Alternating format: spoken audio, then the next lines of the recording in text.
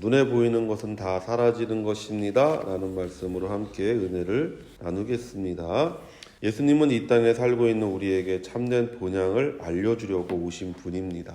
우리가 그분을 따라가면 우리는 우리가 잃어버린 모든 것을 회복하는 축복을 체험하게 됩니다. 우리가 창세기 1장에서부터 시작되는 이야기를 통해서 성경이 우리에게 반복해서 이야기하는 것이 뭐냐면 지금 살고 있는 그곳이 네가 정말 있어야 될 곳이 아니라고 계속해서 반복해서 얘기하는 것을 듣는 거죠. 우리가 하나님의 천지를 창조하시고 사람이 살 곳을 만드신 이후에 인간의 범죄함으로 사람이 있어야 될 곳에서 쫓겨나는 거잖아요.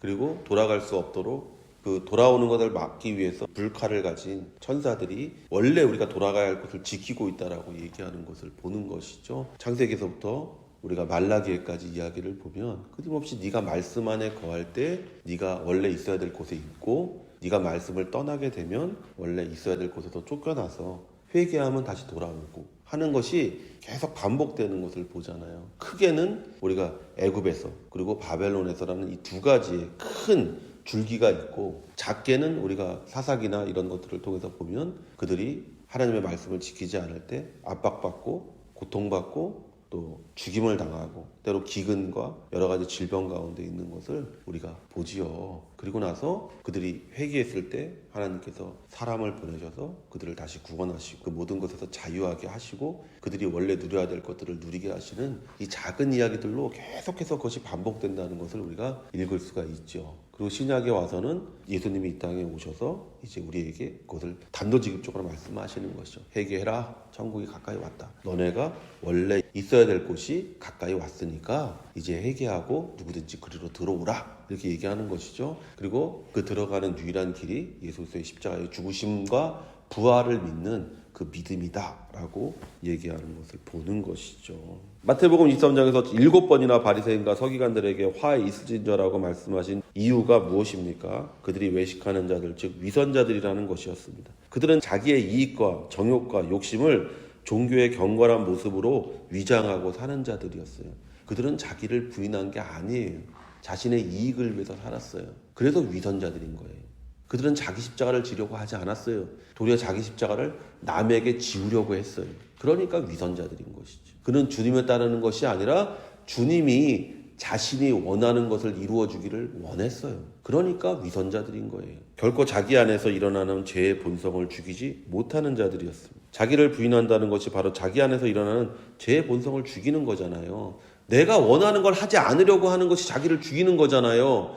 내 쾌락을 절제하는 것이 자기를 죽이는 것이잖아요. 그런데 그들은 그것이 아니라 자기의 쾌락과 자기의 만족을 위해서 종교를 이용한 사람들이었다라는 것이죠. 오늘 교회가 욕을 먹는 이유도 다 그런 거잖아요. 자기의 열등감, 자기의 어떤 낮은 자존감, 혹은 자기의 어떤 컴플렉스, 이런 것들을 교회 안에서 만족시키려고 하는 것이죠. 세상에서 출세할 수 없는 사람이 교회에 와서 뭔가 하려고 하는 것이고, 세상에서 성공하지 못한 사람들이 교회에 와서 뭔가 하려는, 그것이 나쁘다는 것이 아닙니다.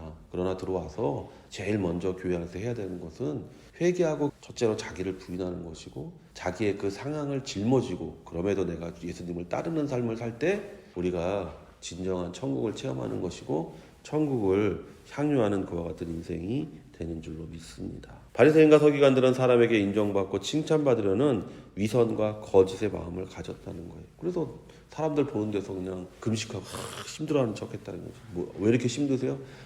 금식해서요. 목소리가 이렇게 그러세요? 기도 많이 해가지고요. 그러면서 사람들에게서 저분은 믿음 있으신 분이야, 저분은 경건하신 분이야, 저분은 훌륭하신 분이라는 소리를 들으려고 했다라는 것이죠.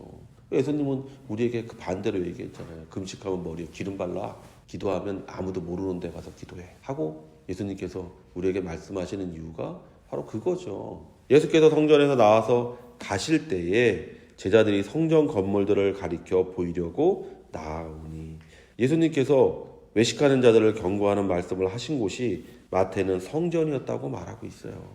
그러니까 이게 얼마나 아이러니한 얘기예요. 가장 거룩한 장소에서 예수님께서 이 위선자들아, 이 저주받을 자들아 라고 예수님께서 말씀하셨다라는 거예요. 그 성전에 와 있는 자들에게 예수님께서 말씀하셨다라는 거예요. 그러면서 이유를 이 외식하는, 이 위선자들아 라고 얘기하셨다라는 것을 우리가 읽을 때 이게 바로 우리의 이야기라는 것을 알 수가 있는 것이죠.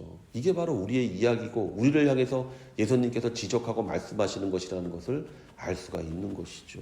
말로는 평안을 얘기하지만 마음속에 늘 두려움과 근심이 있고, 말로는 축복을 얘기하지만 늘 마음속에는 빈곤함과 마음속에는 탐욕에 대한 욕심으로 가득 차 있는 인생들. 그게 위선자지 뭐 다른 게 위선자가 아니잖아요.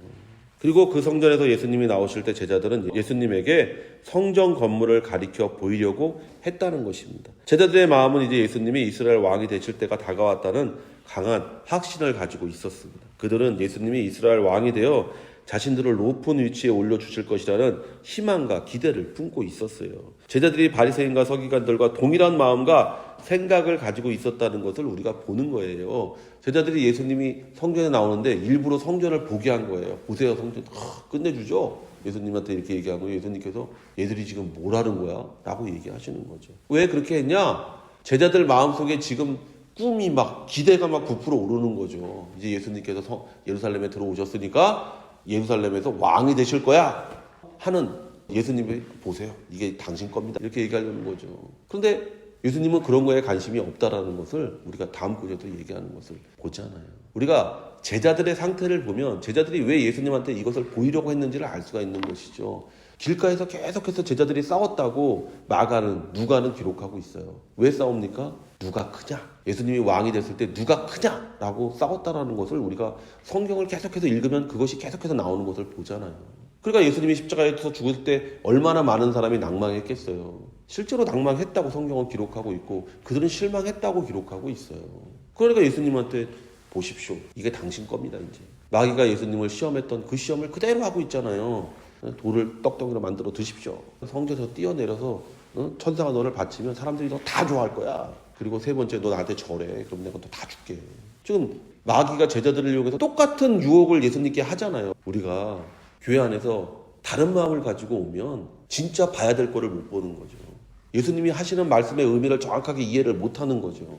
정말 우리가 봐야 될 것, 예수님의 말씀을 이해해야 될 것은 뭐냐? 자기를 부인하지 않는 사람은 그 말씀을 절대로 이해할 수 없어요. 내 안에 욕심이 있고 내 안에 탐욕이 있고 내 안에 정욕이 있는 사람은 그 말씀 절대로 이해하지 못합니다. 그러므로 마태복음 23장의 경고는 우리 믿는 자에게 하시는 예수님의 준엄한 경고라는 것을 잊으면 안 됩니다. 23장에 그 말씀이 있고 나서 24장 첫 번째 이것을 보여주는 이유는 뭐냐면 바리새인만이 문제가 아니다라는 거예요. 서기관만의 문제가 아니라는 거예요. 그거는 제자들도 똑같았다라고 마태가 얘기하고 있는 거예요. 우리도 똑같은 사람이었어 라고 얘기하고 있는 거예요. 그리고 그것은 우리 믿는 자들에게 똑같이 경고하는 거예요. 너희도 그런 마음을 가질 수 있고 너희도 그런 상황이 될 수 있으니까 온전한 믿음을 가지라고 마태가 우리에게 경고하는 것이고 우리에게 충고하고 있는 것이라는 것을 잊으면 안 될 줄로 믿습니다. 눈에 보이는 것을 얻는 것이 축복이고 사람에게 인정받는 것이 성공이라고 생각하는 사람들이